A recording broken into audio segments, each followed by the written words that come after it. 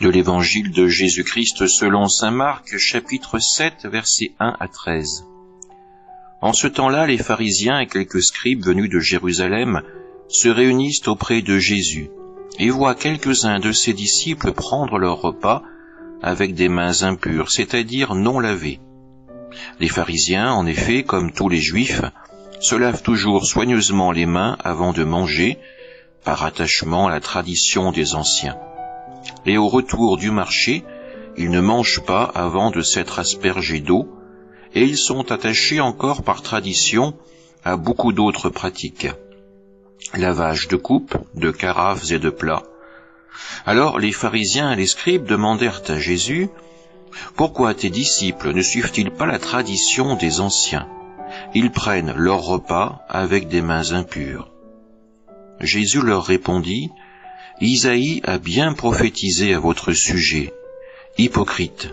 Ainsi qu'il est écrit, « Ce peuple m'honore des lèvres, mais son cœur est loin de moi. C'est en vain qu'ils me rendent inculte. Les doctrines qu'ils enseignent ne sont que des préceptes humains. Vous aussi, vous laissez de côté le commandement de Dieu pour vous attacher à la tradition des hommes. » Il leur disait encore, « Vous rejetez bel et bien le commandement de Dieu pour rétablir votre tradition.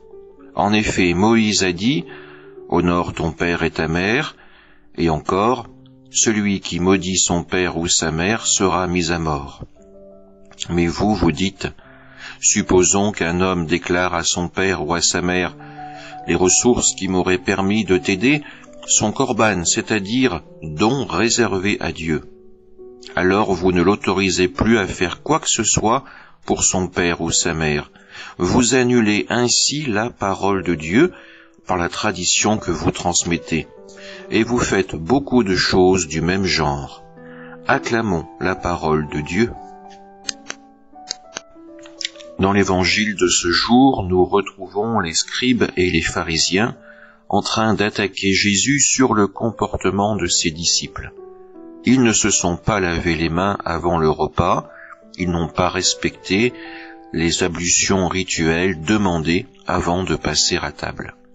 Pour les scribes et les pharisiens, les disciples de Jésus sont donc en pleine rupture avec la tradition venue des anciens, une manière détournée d'attaquer l'enseignement donné par Jésus.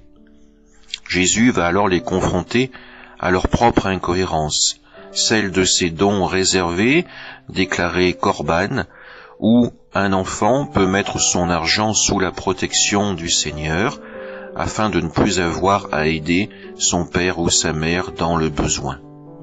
Là encore, c'est une tradition des hommes qui vient contredire une demande du Seigneur. Pourtant, pharisiens comme scribes ne trouvent rien à redire à cette pratique. Nous pourrions alors condamner unanimement les scribes et les pharisiens pour ce regard mauvais qu'ils ont sur les hommes, pour leur manière d'utiliser la loi à leur unique avantage, pour leur seul intérêt. Mais ce serait oublier parfois notre propre comportement. Combien de fois, quand nous assistons à une Eucharistie, nous avons eu une pensée qui condamnait une des personnes qui s'approchaient pour communier. Nous sommes rappelés ce qu'elle avait dit, ce qu'elle avait fait, et combien c'est en contradiction avec l'Évangile. Si nous agissons ainsi, nous sommes dans l'attitude de celui qui condamne. Jésus, lui, n'est pas pour cacher le péché, sa parole est là pour le mettre en lumière, mais ce péché doit être dépassé, doit être abandonné pour être pardonné par le Seigneur.